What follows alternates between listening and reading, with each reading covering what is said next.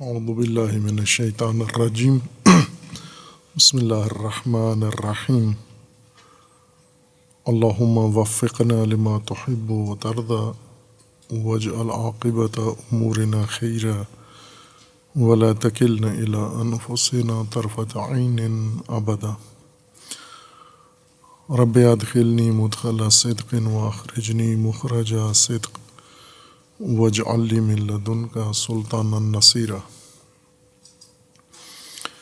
تبیین سورہ مبارکہ بقرہ میں آیہ کریمہ ان الذین کفروا سواء علیہم اانذرتہم ام لم تنذرہم لا یؤمنون ختم اللہ علی قلوبہم وعلی سمعہم وعلی ابصارہم غشاوۃ ولہم عذاب عظیم۔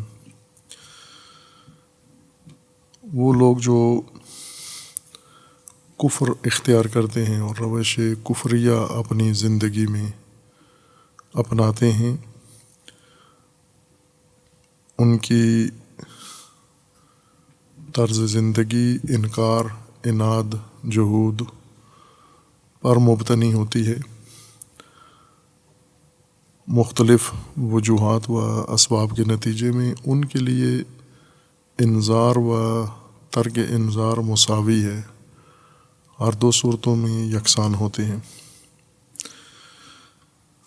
اور یہ مطلب قرآن کریم نے فقط انذار کے متعلق ہی بیان نہیں فرمایا، بلکہ ہدایت کے دیگر اسالیب کے بارے میں بھی ذکر کیا ہے۔ چند آیات میں قرآن کریم میں خداوند تبارک و تعالیٰ نے متوجہ کیا ہے مومنین کو بھی، رسول اللہ صلی اللہ علیہ وآلہ وسلم و دیگر مومنین کو، اور اسی طرح خداوند تبارک و تعالیٰ نے کچھ طبقات کو بھی یا ان کی زبانی ذکر کیا ہے کہ ان کے لیے انذار و عدم انذار مساوی ہے، استغفار و ترک استغفار مساوی ہے، اور ایسے ہی ان کے لیے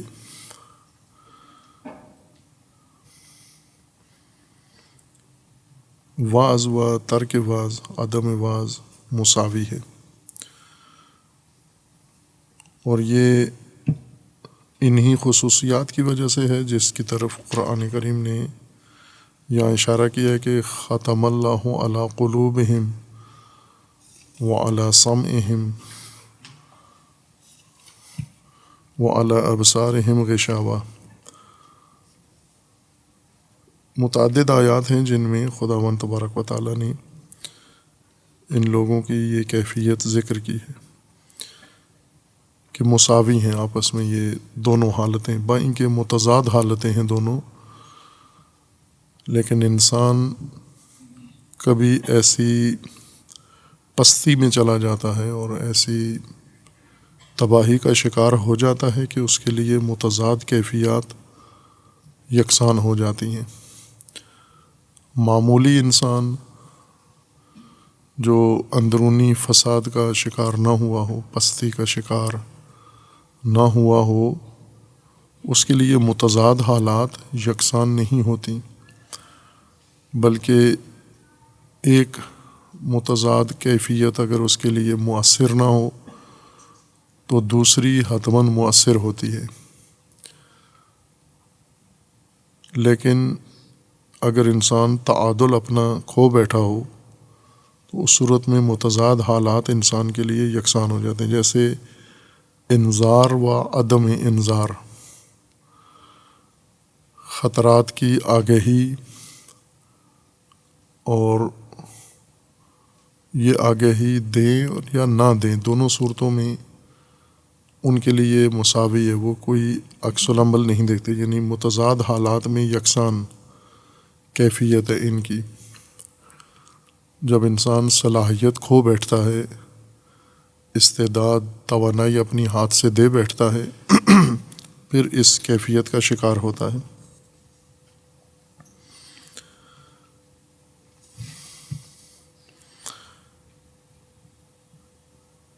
سورہ مبارکہ اعراف میں یہی مضمون دیگر مطلب کے بارے میں تکرار ہوا ہے، یعنی ہدایت کے ایک اور اسلوب کے متعلق یہاں انذار ہے، اور سورہ اعراف میں دعوت ہے کہ انہیں آپ دعوت دیں یا نہ دیں، دونوں صورتوں میں مساوی ہے۔ سورہ اعراف آیا 193 میں یہ ایک شرکی عمل کے بارے میں ہے کہ اللہ کو چھوڑ کر جب کسی اور کو انسان اپنا الہ مان لیتا ہے، حاکم مان لیتا ہے، رب مان لیتا ہے اور اس کی اطاعت میں آ جاتا ہے اللہ کے علاوہ، اس کے متعلق ہے کہ جس کو آپ نے اختیار کیا ہے اس کے لیے متضاد کیفیات یکساں ہیں، اور یہ آیہ کریمہ اس تساوی کی وضاحت بھی کر رہی ہے۔ یعنی سورہ بقرہ کی آیہ 6 میں جیسے اللہ تعالیٰ نے فرمایا کہ سواء علیہم اانذرتہم ام لم تنذرہم، یہ تساوی منذر کے لیے نہیں ہے کہ منذر انذار کرے یا نہ کرے کوئی فرق نہیں پڑتا، بلکہ جس کے لیے انذار کیا جا رہا ہے اس کے لیے یہ تساوی ذکر کی جا رہی ہے، ورنہ منذر کے لیے معلم کے لیے یکساں نہیں ہے کہ وہ انذار کرے یا نہ کرے، دونوں صورتوں میں منذر مساوی حالت میں ہے۔ سورہ مبارکہ اعراف میں اللہ تعالیٰ کا فرمانا ہے کہ ایشرکون ما لا یخلق شیئا وہم یخلقون، ایسی شرک کرتے ہو یعنی اپنا رب ٹھہراتے ہو یا اپنا الہ مان لیتے ہو اس کو جو ما لا یخلق شیئا، جو کسی چیز کو خلق نہیں کر سکتا اور نہ کرتا ہے، اسے تم اپنا رب یا الہ مانتے ہو۔ وَهُمْ يُخْلَقُونَ، جبکہ وہ خود مخلوق ہے۔ آپ جس کو الہ یا رب مان رہے ہو وہ خالق نہیں ہے، خلق نہیں کر سکتا، بلکہ خود مخلوق ہے، اور جو مخلوق ہے وہ خالق نہیں ہو سکتا۔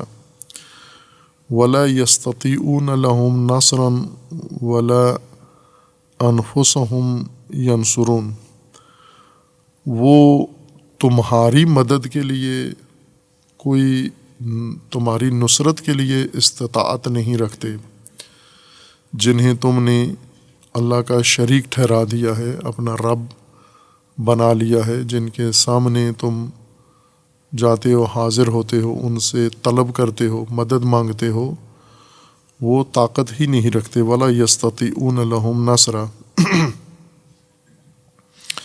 وَلَا أَنفُسَهُمْ يَنصُرُونَ، نہ وہ اپنی مدد کر سکتے ہیں اور نہ وہ تمہاری کوئی مدد کر سکتے ہیں یا مشرکین کی مدد کر سکتے ہیں، چونکہ وہ خود آپ کے ہاتھوں کے بنائے ہوئے ہیں، وہ مخلوق ہیں، یا اللہ نے ان کو پیدا کیا ہے یا تم نے گھڑ کے ان کو مورتیاں بنا لی ہیں، اور یہ سب سے قبیح شکل ہے شرک کی کہ انسان اپنے ہاتھ سے ایک چیز بنائے، اپنے ہاتھ کی بنائی ہوئی چیز کو پھر مقدس قرار دے، پھر اس کو مؤثر مان لے اور پھر اس کے سامنے جھک جائے، تسلیم ہو جائے اور اس سے طلب بھی کرے، اسے پکارے بھی، اور یہ کر رہے ہیں لوگ۔ مثلاً کسی شے کو، پتھر کی شے، لکڑی کی شے، کپڑے کی کوئی شے خود بنا لیتے ہیں، بنا کر اس کو جب نصب کرتے ہیں تو اس کے تقدس کے قائل ہو جاتے ہیں، اس کو چومنا شروع کر دیتے ہیں، جبکہ خود بنائی ہے انہوں نے، اور جب بنا کے فارغ ہوتے ہیں تو پھر اس کی تاثیر کے بھی قائل ہو جاتے ہیں، تعظیم کرتے ہیں، پھر تاثیر اس کی مانتے ہیں، پھر اس کے سامنے تسلیم ہو جاتے ہیں، یعنی اس کی ربوبیت یا خالقیت کے بھی قائل ہو جاتے ہیں، جبکہ وہ نہ اپنی مدد کر سکتے ہیں اور نہ ان کی مدد کر سکتے ہیں۔ وَإِن تَدْعُوهُمْ إِلَى الْهُدَى لَا يَتَّبِعُوكُمْ، ان لوگوں کو، یہ جو مشرکین ہیں، اگر آپ انہیں دعوت دیں ہدایت کی طرف، آپ کی اتباع نہیں کریں گے. سواء علیکم ادعوتموہم ام انتم صامتون. اب یہاں پر ان کے لیے نہیں کہا گیا کہ جو مشرکین ہیں ان کے لیے مساوی ہے کہ آپ انہیں دعوت دیں یا نہ دیں، بلکہ یہ رسول اللہ صلی اللہ علیہ وآلہ وسلم کے لیے کہ آپ انہیں ہدایت کی طرف دعوت دیں یا آپ چپ رہیں، خاموش رہیں، انہیں پکاریں، انہیں بلائیں یا نہ بلائیں، خاموش رہیں. آپ کے لیے دونوں صورتیں مساوی ہیں. لا یتبعوکم سواء علیکم ادعوتموہم ام انتم صامتون ان الذین تدعون من دون اللہ عباد امثالکم فادعوہم فلیستجیبوا لکم ان کنتم صادقین. شرک کے بارے میں جو زیادہ گمراہ کن شرک ہے، کسی انسان کو اپنا الہ مان لینا، حاکم مان لینا، رب مان لینا، رازق مان لینا، یہ سب سے بری شکل ہے شرک کی. اور شرک شروع بھی یہیں سے ہوا ہے.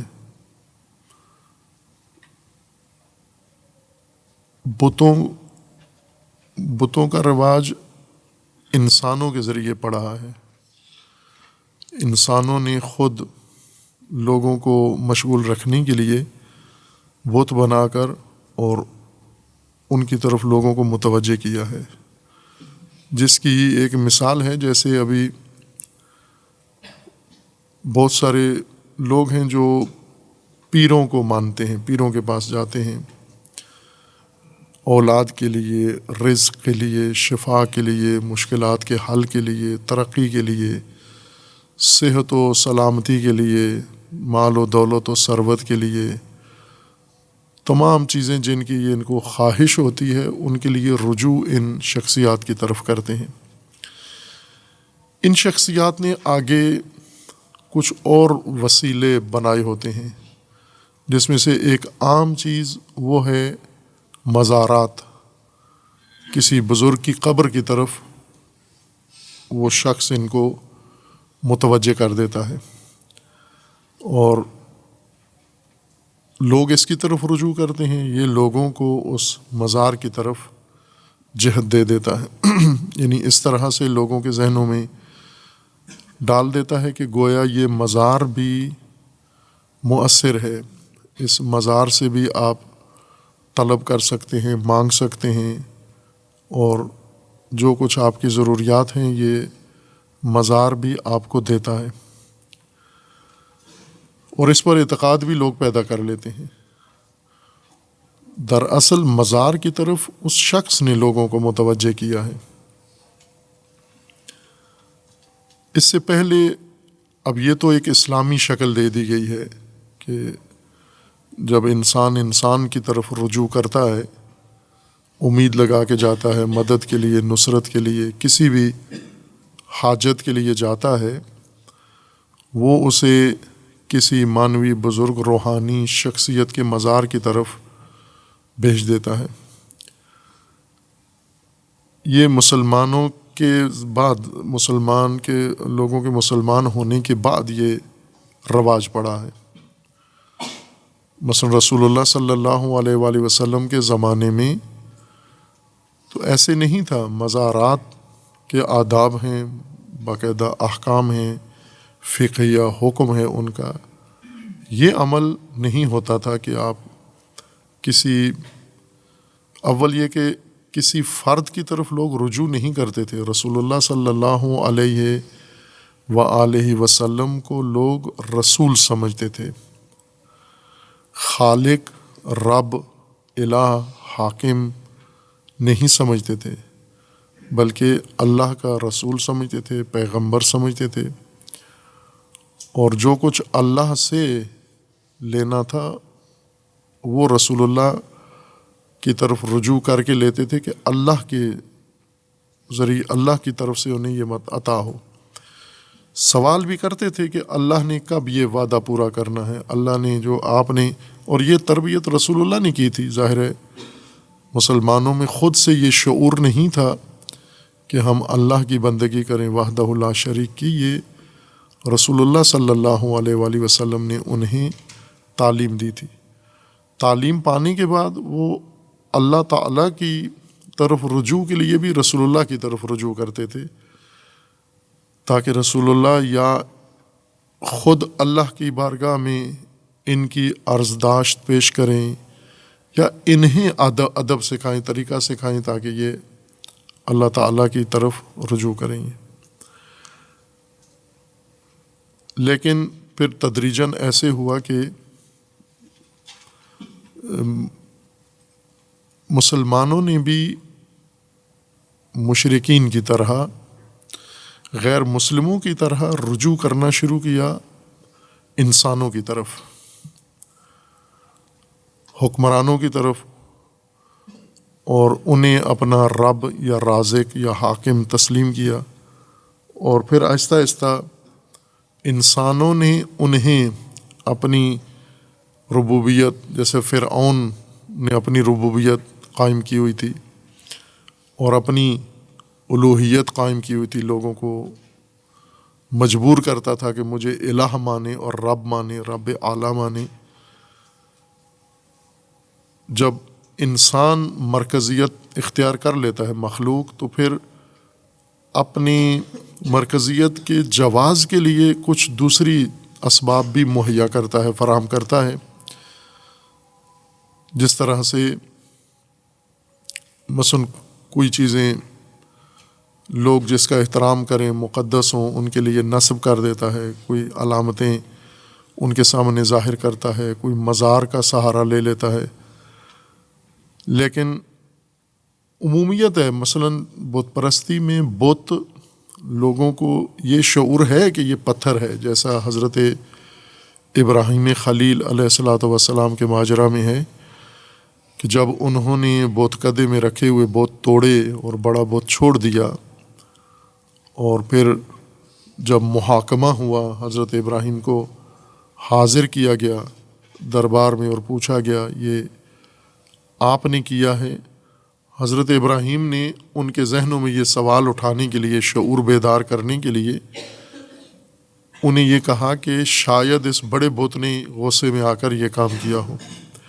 اس پر انہوں نے متفقاً یہ کہا کہ یہ تو سنتے نہیں ہیں، بولتے نہیں ہیں، عکس العمل نہیں دکھاتے، احساسات نہیں رکھتے، کوئی تاثیر نہیں ہے ان کی۔ یہی حضرت ابراہیم ان سے اقرار لینا چاہتے تھے، اور یہ عمل حکیمانہ اس انداز سے کیا کہ لوگ یہ سوچیں، اور ایسا انہوں نے سوچا، اور ایک جمعیت حضرت ابراہیم کے ساتھ مل گئی، اور انہیں ان بتوں کی یعنی اپنی حماقت کا احساس ہو گیا۔ جب انہیں پتہ تھا کہ یہ خود نہ بول سکتے ہیں نہ سن سکتے ہیں، تو ہم انہیں کیوں مؤثر مانتے ہیں۔ بتوں کو یا غیر انسانی موجودات جیسے مزارات ہیں یا مقدس درخت ہیں یا مقدس نشانیاں ہیں، مقدس علامتیں ہیں، دیواریں ہیں، بیوتات ہیں، کوئی اس طرح کی چیزیں، یہ اصالتاً ان کی طرف نہیں لوگ رجوع کرتے، لوگوں کی طرف جاتے ہیں۔ لوگ ان کو یا اپنی ربوبیت اور اپنی تاثیر کے سہارے کے لیے ان کو بہانہ قرار دیتے ہیں یا دلیل قرار دیتے ہیں۔ اور قرآن کریم میں ہے کہ جب بتوں کی طرف جاتے تھے تو یہ نہیں کہتے تھے کہ یہ بت مؤثر ہیں یا خدا ہیں، جنہیں ہم نے بنایا ہے، انہوں نے ہمیں بنایا ہے، ایسا اعتقاد نہیں رکھتے تھے، بلکہ یہ اعتقاد رکھتے تھے کہ یہ بت وسیلہ ہیں، ذریعہ ہیں، ہمیں اپنے رب سے قریب تر کرتے ہیں یا ہماری بات وہاں تک پہنچاتے ہیں۔ ان بتوں کو ایک واسطہ قرار دیتے تھے وہ۔ اب ان کے لیے قرآن کریم کا فرمانا ہے کہ وَإِن تَدْعُوهُمْ إِلَى الْهُدَى، جو اس مشکل میں آ جائے ایک انسان، یعنی غیر خدا کی پرستش، غیر اللہ کی ربوبیت کا قائل ہو جائے، غیر اللہ کی حاکمیت کا قائل ہو جائے، مخلوق میں سے کسی شے یا کسی انسان کی الوہیت کا قائل ہو جائے، انہیں اگر آپ بلائیں ہدایت کی طرف، یہ ہرگز نہیں آئیں گے۔ آپ کا بلانا اور چپ رہنا ان کے لیے برابر ہے۔ بلانا اور چپ رہنا متضاد حالتیں ہیں دو، جیسے انذار کرنا اور نہ کرنا دو متضاد کیفیات ہیں، اور متضاد کیفیات میں یکسانیت نہیں ہوتی، تساوی نہیں ہوتی۔ ضدین کہتے ہی ان کو ہیں کہ جن کے اندر تساوی نہیں ہوتی تاثیر کی، جیسے سیاہی اور سفیدی ہیں، دو ضد ہیں، ان کے اندر تساوی نہیں ہے، یعنی آپ سیاہ رنگ لگا دیں یا سفید رنگ لگا دیں، دونوں صورتوں میں یکساں کیفیت ہوگی، ہرگز ایسے نہیں ہے۔ سیاہ رنگ کے نتیجے میں جو کیفیت پیدا ہوتی ہے وہ اور ہوگی، اور سیاہ رنگ کے سفید رنگ کے نتیجے میں کیفیت مختلف ہوگی۔ لیکن جب یہ کہا جائے کہ یہ دونوں متضاد صورتیں کسی کے لیے، کسی تیسرے کے لیے ایک جیسی ہو گئی ہیں، تو اس کا مطلب یہ ہے کہ ضدین میں تو تنافی، تخالف، تضاد ختم نہیں ہوا ان حالات میں۔ اس تیسرے فرد کے لیے ضدین جب مساوی ہو گئی ہیں، یعنی اس کے اندر خلل آ گیا ہے۔ جیسے نابینا ہے، نابینا کے لیے ضدین یکساں ہیں، نہ کہ ضدین کے اندر تخالف ختم ہو گیا ہے، ضدین کے اندر تضاد اٹھ گیا ہے اور اب ضدین دونوں ایک جیسی ہو گئی ہیں، مثلین ہو گئی ہیں۔ ضدین دونوں ضد ہی ہیں ابھی تک، جیسے انذار اور عدم انذار، یہ دونوں ضد ہیں، دونوں ایک جیسے کبھی بھی نہیں ہو سکتے، محال ہے۔ ایک تیسرے شخص کی نسبت یہ تساوی بیان کی جا رہی ہے، یعنی ایک خلل اس تیسرے میں، فرد سوم میں پیدا ہو گیا ہے، جس کی نسبت یہ ضدین ایک جیسی ہیں، یعنی اس نے نہ اس ضد کے نتیجے میں کچھ کرنا ہے، نہ اس ضد کے نتیجے میں کچھ کرنا ہے، بلکہ دونوں حالتوں میں اس نے اپنی حالت کو قائم رکھنا ہے، برقرار رکھنا ہے۔ خوب اسے ہم خود بھی تجربہ کرتے رہتے ہیں روزمرہ زندگی میں، کہ ہمیں سمجھایا جائے یا نہ سمجھایا جائے، ہمیں پڑھایا جائے یا نہ پڑھایا جائے، ہماری حالت پہ کوئی فرق نہیں پڑتا۔ اس کا مطلب یہ کہ ایک خلل ہے ہمارے اندر کہ ہم ضدین کے مقابلے میں یکساں رہتے ہیں، تو یہ اختلال کی وجہ سے ہے، ورنہ اگر توازن ہو انسان کے اندر تو ضدین کی تاثیر مختلف ہوتی ہے۔ ضدین کی صورت میں انسان، ایک ضد کی صورت میں ایک کیفیت ہوتی ہے، دوسرے کی صورت میں دوسری، یعنی جیسے سردی اور گرمی دو ضد ہیں آپس میں۔ اگر کوئی ایسا فرد ہو جس پر سردی گرمی اثر نہ کریں، ہو سکتا ہے جیسے پاگل ہیں، عموماً حواس باختہ لوگ ننگے، گرمی میں بھی ننگے گھومتے ہیں، ان کو دھوپ کا احساس نہیں ہوتا، سردی میں بھی ننگے گھوم رہے ہوتے ہیں، ان کو سردی کا بھی احساس نہیں ہوتا۔ اصل میں سردی اور گرمی میں یکسانیت پیدا نہیں ہوئی، تضاد ختم نہیں ہوا، اس شخص کے اندر احساس مٹ گیا ہے، ضدین سے متاثر ہونے کا احساس، حس مر گئی ہے اس کے اندر، اس وجہ سے یہ ضدین اس کی نسبت یکساں ہو گئی ہیں۔ بے عبارت دیگر، یعنی یہ نہیں کہا جا رہا کہ ضدین میں کبھی تضاد ہوتا ہے، کبھی تضاد ختم ہو جاتا ہے، اور ضدین میں تضاد نسبی ہے، بعض افراد کی نسبت متضاد چیزوں میں تضاد ہوتا ہے، اور بعض انسانوں کی نسبت متضاد چیزوں میں تضاد نہیں ہوتا۔ نسبیت نہیں ہے۔ نسبیت کا یہ مطلب ہوتا ہے کہ کسی کے لیے تاثیر کچھ ہو، کسی دوسرے کی نسبت تاثیر کچھ ہو، اس قسم کے امور کو نسبی امور کہا جاتا ہے، ذات الاضافہ کہا جاتا ہے۔ اور وہ امور جن میں فرق نہ پڑتا ہو، سب کے لیے یکساں کیفیت ہو، ان امور کو مطلق کہا جاتا ہے۔ مطلق اور نسبی اصطلاح ہے علوم کی یہ، کہ آیا یہ چیز مطلق ہے یعنی سب کے لیے یکساں ہے، یا فرق پڑ جاتا ہے، کسی کے لیے کچھ ہے، کسی کے لیے کچھ ہے۔ جیسے دوائیں ہیں، دواؤں کی تاثیر مطلق نہیں ہوتی۔ ایک دوا ایک انسان پر، چونکہ ہر انسان کا مزاج دوسرے انسان سے مختلف ہے، فرق کرتا ہے، لہٰذا یہی دوا ایک انسان پر ایک اثر ڈالتی ہے، دوسرے انسان کو دیں یہ اثر نہیں ہوگا، یا کچھ بھی نہیں ہوگا، یا ممکن ہے الٹ اثر کرے، نقصان دے دوسرے فرد کو یہی دوا۔ اس لیے دواؤں کی تاثیر نسبی ہے، مطلق نہیں ہے، یکساں نہیں ہے۔ خوب دعوت یا متضاد ضدین، ان کا تضاد نسبی نہیں ہے جو حقیقی ضدین ہیں۔ جن امور کے اندر تضاد حقیقت رکھتا ہے، حقیقی تضاد ہے، یہ تضاد مطلق ہے۔ جیسے سیاہی اور سفیدی، ان کا تضاد نسبی نہیں ہے، یعنی یوں نہیں کہ ایک ملک میں سیاہی اور سفیدی میں تضاد ہو، ایک دوسرے ملک میں سیاہی اور سفیدی میں تضاد نہ ہو، ایک جسم پر سیاہی اور سفیدی میں تضاد ہو، دوسرے جسم پر سیاہی اور سفیدی میں تضاد نہ ہو، ایک موسم میں سیاہی اور سفیدی میں تضاد ہو، دوسرے موسم میں سیاہی اور سفیدی میں تضاد ختم ہو جائے۔ اگر یوں نہیں ہوتا، دائماً سیاہی اور سفیدی میں تضاد ہے، اس کا مطلب یہ ہے کہ مطلقہ تضاد ہے ان کے اندر۔ خوب اسی طرح ہم دیکھیں یہاں البتہ جن کو ہم ضدین کہہ رہے ہیں عرفی طور پر، ورنہ اصطلاح میں، علوم کی اصطلاح میں یہ نقیضین ہیں، انذار اور عدم انذار۔ سواء علیہم اانذرتہم ام لم تنذرہم، انذرت ولم تنذر، ان میں تضاد نہیں ہے بلکہ تناقض ہے، یعنی تضاد سے بڑھ کر شدت ہے ان دونوں کیفیتوں کے درمیان، ایک وجودی ہے اور ایک عدمی، ایک اثباتی چیز ہے اور ایک منفی چیز ہے۔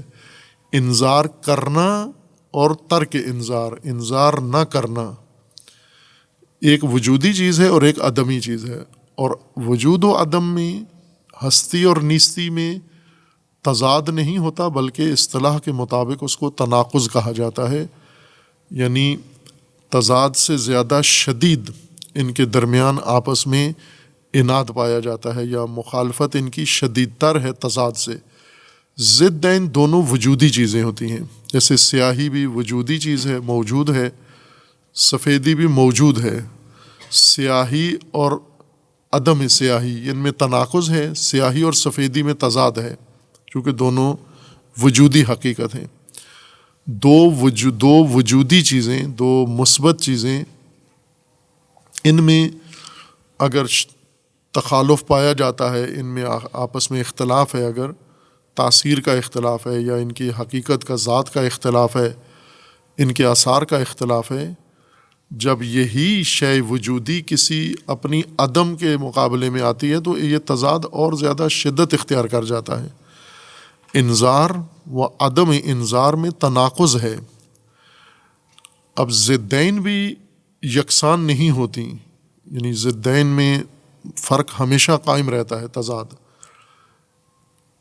اور اگر ہم دیکھ رہے ہیں کہ ضدین، دو متضاد چیزیں کسی شخص کی نسبت ایک جیسی ہو گئی ہیں، جیسے بیمار ایک ایسی حالت میں جا پہنچتا ہے کہ اسے دوا پلائیں یا نہ پلائیں، دونوں صورتوں میں یکساں ہیں، تو یہ یکسانیت دوا پلانے اور نہ پلانے میں نہیں ہے، یہ یکسانیت اس مریض کے مزاج میں پیدا ہوئی ہے، یعنی وہ ان دونوں کی تاثیر سے آگے نکل چکا ہے، یا دونوں کی تاثیر کی نسبت اپنی صلاحیت، اپنی پذیرائی کھو بیٹھا ہے، دوا پلانے کی اور دوا نہ پلانے کی، دونوں کی تاثیر سے یہ نکل چکا ہے، وہ احساس مر گیا ہے، اس کے اندر مٹ گیا ہے جس پر اس متضاد چیزوں نے اثر کرنا تھا۔ خوب آیہ سورہ مبارکہ اعراف میں ہے کہ آپ انہیں دعوت دیں یا خاموش رہیں، ان کے حال پر کوئی فرق نہیں پڑتا، چونکہ ان کے اندر دعوت سننے اور خاموشی دونوں کی نسبت یکساں حالت ہو گئی ہے، یعنی احساس ان کا مر گیا ہے، شعور ان کا مر گیا ہے، عقل ان کی مر گئی ہے، جیسے ابھی اگلی آیہ میں قرآن نے فرمایا کہ ختم اللہ علی قلوبہم، عقل مر گئی ہے، شعور مر گیا ہے، ان کی فہم مر گئی ہے، ختم ہو گئی ہے، اب یہ نہیں سمجھیں گے۔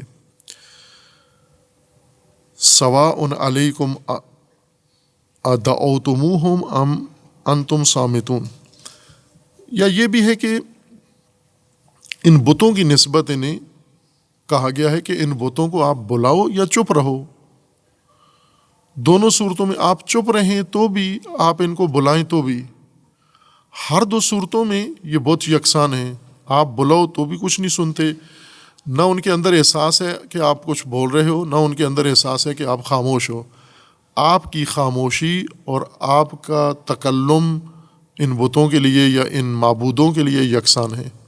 اور ایسا ہی ہے، بعض اوقات انسان کسی نشئی کے سامنے جا کے کھڑا ہو جاتا ہے، بے ہوش آدمی کے سامنے جا کر اس کے سامنے اپنی حقیقت بیان کرتا ہے. دونوں صورتوں میں مساوی. آپ اس کے سامنے جائیں، اپنی شکوہ شکایت کریں تو بھی کوئی تاثیر نہیں ہوتی، اگر آپ نہ کریں تو بھی اس کی کوئی تاثیر نہیں ہے. سکوت اور دعوت ہر دو ان بتوں کے لیے یکساں ہیں. خوب اسی طرح قرآن کریم میں خداوند تبارک و تعالیٰ نے دیگر آیات میں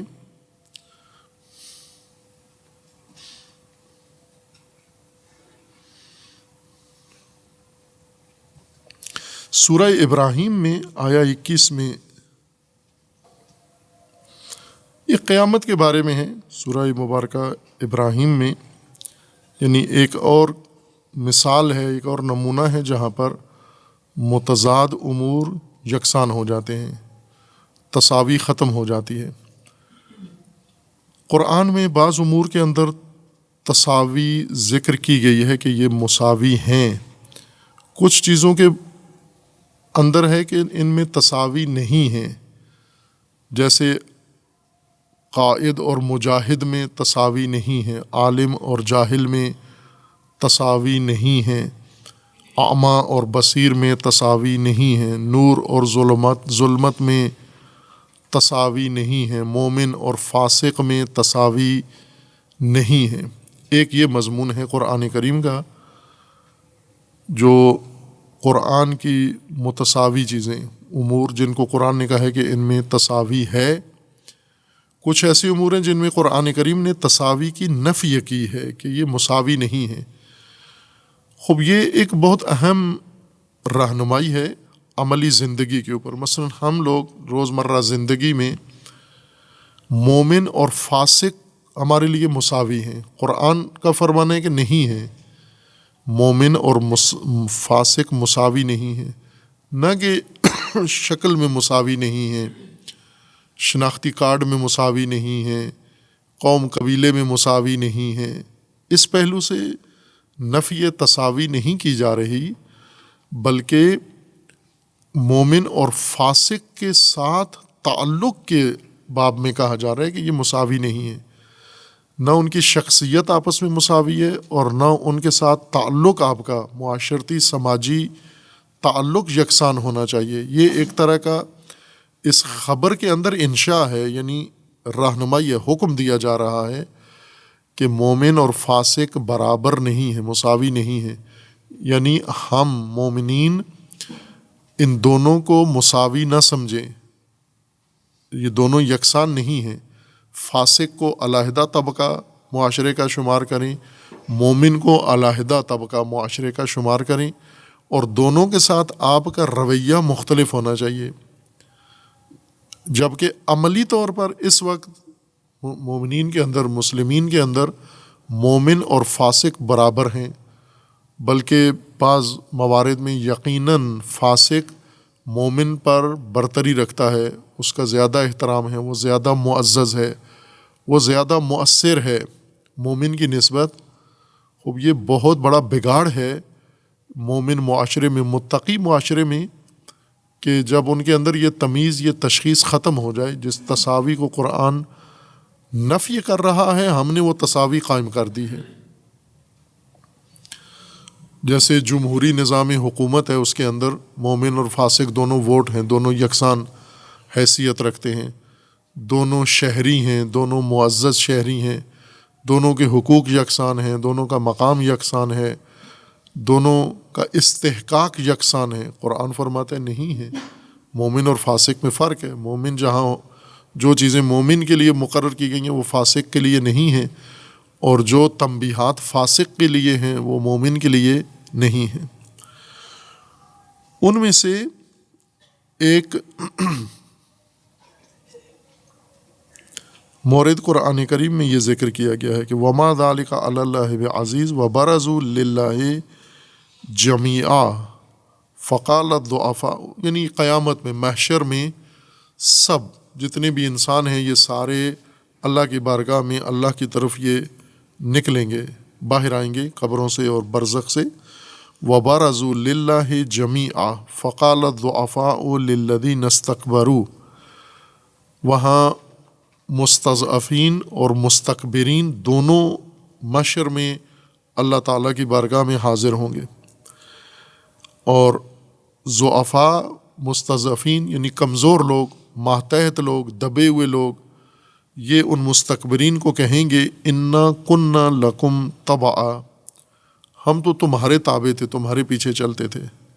یہ رعیت اپنے سرداروں کے ساتھ جب اللہ کی بارگاہ میں جائیں گے، رعیت اپنے سرداروں کو کہیں گے کہ ہم تو آپ کے پیچھے چلتے تھے. فَهَلْ أَنْتُمْ مُغْنُونَ عَنَّا مِنْ عَذَابِ اللَّهِ مِنْ شَيْءٍ، وہاں تو ہمارے سردار بنے ہوئے تھے، وہاں ہماری ہر چیز کے مالک بنے ہوئے تھے، اب اس وقت ہمیں اللہ کے عذاب سے بچا سکتے ہو سکتا ہے تمہارے بس میں ہے یہ. قَالُوا هَذَا هَدَانَ اللَّهُ لَهَدَيْنَاكُمْ لو ہدان اللہ حاضر قالوا لو ہدان اللہ لہدیناکم. مستکبرین، یہ سردار، وڈیرے، یہ نواب، یہ جواب دیں گے اپنی رعیت کو، اپنے ماتحتوں کو. کیا جواب دیں گے کہ اگر اللہ نے ہمیں ہدایت کی ہوتی تو ہم تمہیں کر دیتے، جب ہم خود ہی ہدایت یافتہ نہیں تھے آپ کو کیسے ہدایت کرتے. قالوا لو ہدان اللہ لہدیناکم. اب یہ مستکبرین کہیں گے سواء علینا اجزئنا ام صبرنا ما لنا من محیص. یہاں پر صبر و جزا مساوی ہو گئے ہیں. سواء علینا یعنی ہماری نسبت، ویسے صبر اور جزا دو متضاد حالتیں، دو متضاد عمل ہیں. صبر کسی چیز پہ قائم رہنے کو کہتے ہیں، پائیداری کو کہتے ہیں. جزا پائیداری ختم کر دینے کو کہتے ہیں. جزا کا مطلب ہوتا ہے کسی متصل اور پائیدار استوار چیز کو آپ نے کاٹ دیا ہے. جیسے ایک رسی ہے بندھی ہوئی ہے کسی شے کے حفاظت کے لیے، تو آپ نے وہ کاٹ دی وہ رسی، جیسے خیمے کی رسی آپ نے کاٹ دی، اس کو جزا کہتے ہیں. وہ چیز جو جڑی ہوئی ہے، بندھی ہوئی ہے اور قائم ہے، اس کو کاٹ دینا جزا ہے. استقامت ختم کر دینا، پائیداری ختم کر دینا، ارادہ بدل دینا، عزم توڑ دینا، یہ جزا کہلاتا ہے. صبر قائم رہنا، عزم قائم رکھنا، ارادہ قائم رکھنا، پائیداری قائم رکھنا اپنی، اور مشکل کے باوجود، سختی کے باوجود نہ ہٹنا. فرض کریں ایک شخص ہے کسی جگہ کھڑا ہوا، اپنی فریضہ انجام دے رہا ہے، ڈیوٹی پر ہے، کوئی پولیس والا ہے، فوجی ہے، محافظ ہے، اور سخت سردی ہے، شدید سردی ہے، اور اس شدید سردی میں بھی وہ کھڑا ہوا ہے وہاں پر. یہ صبر ہے، یہ صبوریت ہے اس کی. لیکن جو ہی سردی کی ٹھنڈی ہوا چلتی ہے، اس کو تھوڑا سی سردی لگتی ہے، یہ فوراً نیت بدلتا ہے اور وہ پوسٹ چھوڑ دیتا ہے، اپنی جگہ چھوڑ کے اپنی کسی جا کے پناہ گاہ میں چھپ جاتا ہے، سو جاتا ہے، بستر میں چلا جاتا ہے. یہ جزا ہے، یعنی متصل چیز کو ختم کر دینا. جس کے اندر اتصال ہونا چاہیے تھا اس اتصال کو برقرار رکھنا صبر ہے، اس اتصال کو کاٹ دینا یہ جزا ہے. قیامت میں یہ مستکبرین اپنے رعیت کو یہ کہیں گے کہ سواء علینا، ہماری نسبت دونوں حالتیں ایک جیسی ہیں، ہم اب صبر کریں یا ہم جزا کریں، دونوں صورتوں میں یکساں ہے. عذاب سے کوئی محیص نہیں ہے، کوئی چارہ نہیں ہے، ابھی ہر صورت میں ہمیں عذاب ملے گا، تمہیں بھی ساتھ ملے گا. وقال الشیطان لما قضی الامر ان اللہ وعدکم وعد الحق ووعدتکم فاخلفتکم. پھر بیچ میں شیطان کی طرف بات چلی جائے گی کہ یہ تو شیطان نے کروایا تھا. تو شیطان کہے گا میں نے تنہا تو نہیں کہا تھا، اللہ نے بھی کہا تھا، میں نے بھی کہا تھا، دونوں نے آپ کو کچھ کہا تھا، تم نے اللہ کی نہیں سنی، میری سن لی، اور اللہ نے تمہارے ساتھ وعدہ کیا تھا اور اللہ وعدے پر قائم ہے اور اس کا میں تو وعدے پورے نہیں کرتا ہوں. آپ نے میری بات سنی، میں نے وعدہ کیا تھا، میرے بات تو مان لی تم نے، لیکن میں اپنا وعدہ وفا نہیں کر سکتا. فَأَخْلَفْتُكُمْ، اب میں وَمَا كَانَ لِي عَلَيْكُمْ مِنْ سُلْطَانٍ، میرا تم سے کوئی تعلق نہیں ہے، تمہیں میرے اوپر کوئی تسلط بھی حاصل نہیں ہے. إِلَّا أَن دَعَوْتُكُمْ فَاسْتَجَبْتُمْ، ہمارا تمہارا تعلق اتنا ہی ہے کہ میں نے تمہیں پکارا، اکسایا، بلایا، تم نے مان لیا، بس اتنا ہی ہے. فَلَا تَلُومُونِي وَلُومُوا أَنفُسَكُمْ، مجھے ملامت نہ کرو، اپنے آپ کو ملامت کرو، میں ذمہ دار نہیں ہوں، تم خود ذمہ دار ہو.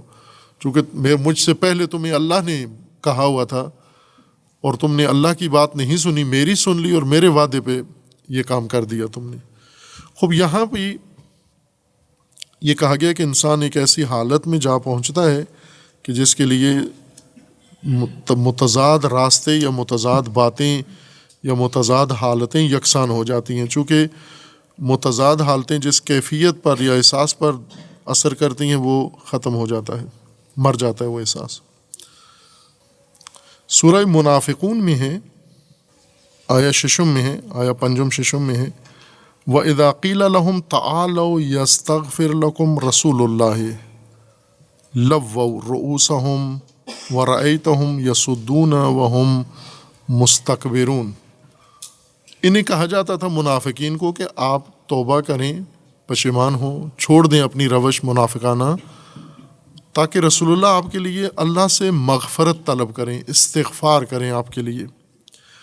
جب انہیں استغفار کے لیے بلایا جاتا تھا تو یہ سر جھکا لیتے تھے اور روکتے تھے اور نہیں آتے تھے اس دعوت کی طرف، اور استکباریت بڑھائی دکھاتے تھے. سواء علیہم، اب رسول اللہ صلی اللہ علیہ وآلہ وسلم کو اللہ کا فرمانا ہے سواء علیہم استغفرت لہم ام لم تستغفر لہم لن یغفر اللہ لہم ان اللہ لا یہدی القوم الفاسقین، کہ آپ ان کے لیے استغفار طلب کریں، استغفار کریں، مغفرت طلب کریں یا نہ کریں. رسول اللہ کو فرمانے کہ آپ رسول اللہ کے رسول ہیں، آپ مغفرت طلب کریں یا نہ کریں دونوں برابر ہے، نہ کہ آپ کی مغفرت طلب کرنا اور نہ کرنا برابر ہے. یہ دونوں ضد ایک جیسی ہیں، یا نقیضین میں شدت یا تخالف ختم ہو گیا ہے. بلکہ جس کے حق کے لیے، جس کے لیے آپ مغفرت طلب کر رہے ہیں، وہ مغفرت کی قابلیت کھو بیٹھا ہے، اس کے اندر یہ احساس مر گیا ہے، اس کے اندر وہ اس قابل نہیں رہا کہ اس کی مغفرت ہو، نہ کہ آپ کی دعا میں یا آپ کی استغفار اور عدم استغفار میں فرق ختم ہو گیا ہے.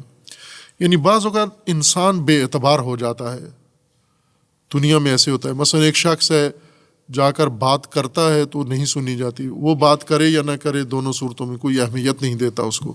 کچھ لوگ ہوتے ہیں گھر کے اندر ان کی بات کو کوئی اہمیت نہیں دیتا، وہ بات بولیں نہ بولیں یکساں ہیں، وہ روئیں چیخیں ہنسیں دونوں صورتوں میں ایک جیسا، کوئی ان کی اعتنا نہیں کرتا، پرواہ نہیں کرتا.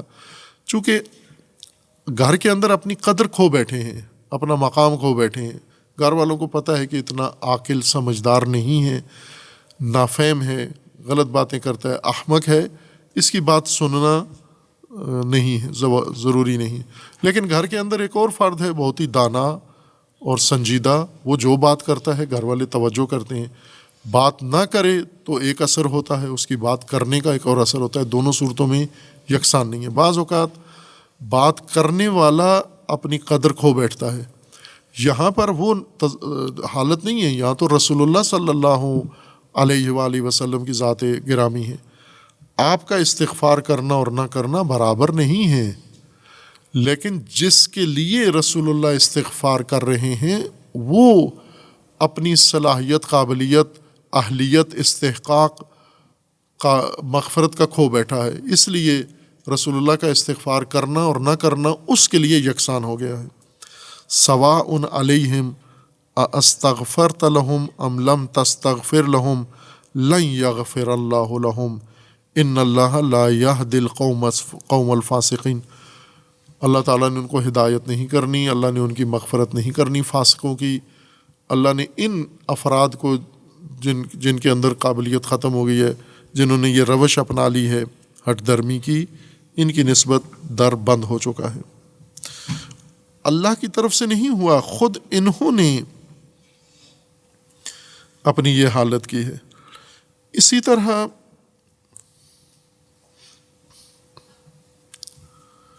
سورہ یاسین میں آیت پڑھی تھی، سورہ شعراء میں آیا 136 میں ایک اور ہدایت کا اسلوب ہے، وہ بھی کہا گیا کہ اس میں دونوں حالتیں ان کے لیے یکساں ہیں۔ خوب یہاں پر حضرت ہود علیہ السلام اور ان کی قوم کا ماجرا ہے۔ حضرت ہود کو اللہ تعالیٰ نے اس قوم کے اندر مبعوث فرمایا اور انہیں کہا کہ آپ جا کے دعوت دیں۔ انہوں نے دعوت شروع کی۔ اذ قال لهم اخوهم ہود ان لا تتقون، ہود ان کے نبی نے انہیں کہا کہ آپ تقوی کیوں اختیار نہیں کرتے۔ انی لکم رسول امین، میں اللہ کا امین امانت دار رسول ہوں۔ فتقوا اللہ واطیعونی، میری اطاعت کرو اور تقوی اختیار کرو۔ وما اسألکم علیہ من اجر، میں اس ہدایت و تبلیغ و رہنمائی کے بدلے میں تم سے کوئی اجر اجرت و فیس نہیں لوں گا۔ ان اجریہ الا علی رب العالمین، میری اجرت و میرا اجر و صلہ میرے رب کے پاس ہے۔ اتبنون بکل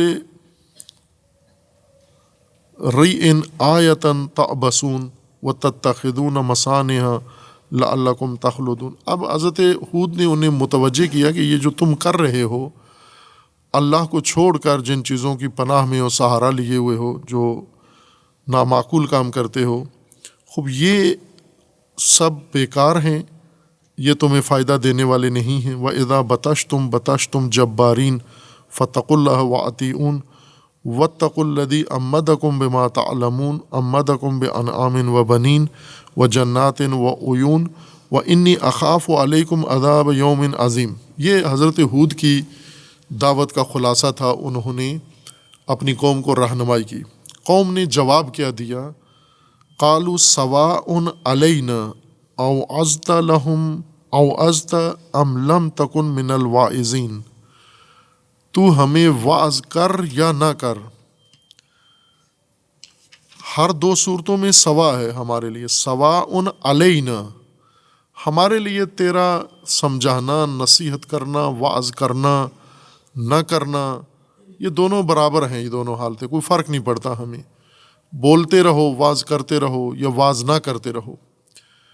خوب یہ انتہائی خطرناک حالت ہے انسان کی کہ وعظ اور ترک وعظ انسان کے لیے یکساں ہو جائے، نصیحت اور ترک نصیحت یکساں ہو جائے، یہ متضاد کیفیات انسان کے لیے برابر ہو جائیں۔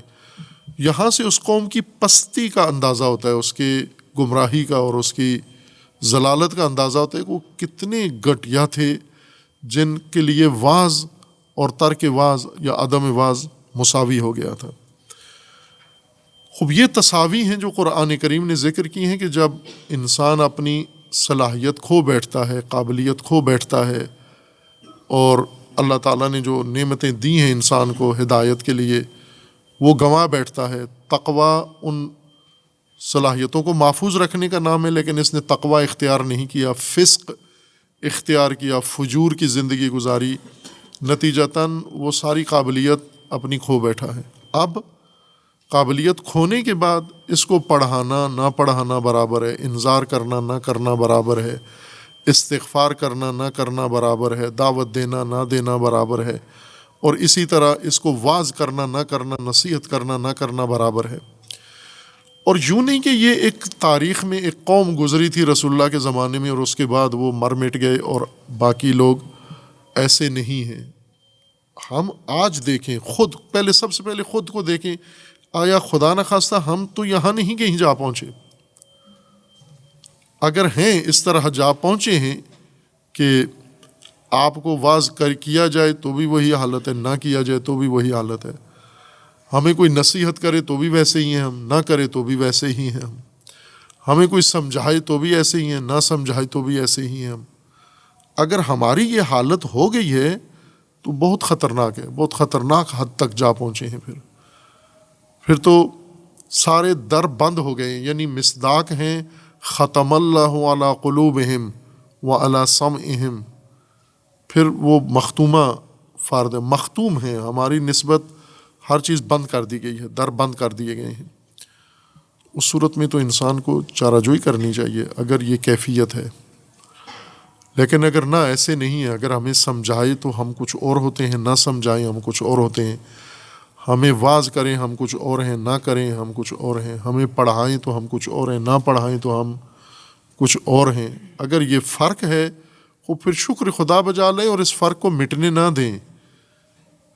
سب سے پہلے اپنی نسبت یہ دیکھیں، ملاحظہ کریں، قرآن کی ہدایت کو ہمیشہ دوسروں پر نہ فٹ کریں، اپنے سے شروع کریں، چونکہ قرآن ہمارے لیے ہدایت ہے اور قرآن کے مخاطب بننا ہے۔ مخاطب کا مطلب یہ ہوتا ہے کہ سب کچھ مجھے کہا جا رہا ہے، کہ میں تو نہیں کہیں اس حالت میں جا پہنچا۔ اور بعض اوقات نظر آتے ہیں، بعض افراد ابھی نظر آتے ہیں، موجودہ نسل میں، موجودہ لوگوں میں نظر آتے ہیں، ہر ماحول میں نظر آتے ہیں۔ اب آپ یہاں اس ماحول کے اندر دیکھیں، آپ کو بعض نظر آئیں گے، انہیں سمجھاؤ نہ سمجھاؤ برابر ہے ان کے لیے۔ اور خصوصاً جب جوانی میں اور نوجوانی میں یہ حالت بن گئی ہو، اگر انسان 60 سال 90 سال کی عمر میں جا کر بند ہو گیا ہے تو اتنا تعجب نہیں ہے جتنا یعنی استعداد مرتے ہوئے عمر لگی ہے۔ 60 سال 70 سال لگے اس نے اپنی استعداد ماری ہے جا کر، لیکن اگر جوانی نوجوانی میں ابتدا میں ہی یہ مر گیا ہے، اس کے اندر ختم ہو گئی ہے یہ صلاحیت، پھر بہت پریشانی کا مرحلہ ہے۔ اس کو زیادہ توجہ کی ضرورت ہے، اس انسان کو جو برابر اپنے آپ کو سمجھ رہا ہے کہ مجھے سمجھائیں نہ سمجھائیں میں ایک جیسا رہتا ہوں۔ اعاذنا اللہ من شرور انفسنا وسیئات اعمالنا، وصلی اللہ علی محمد وآلہ۔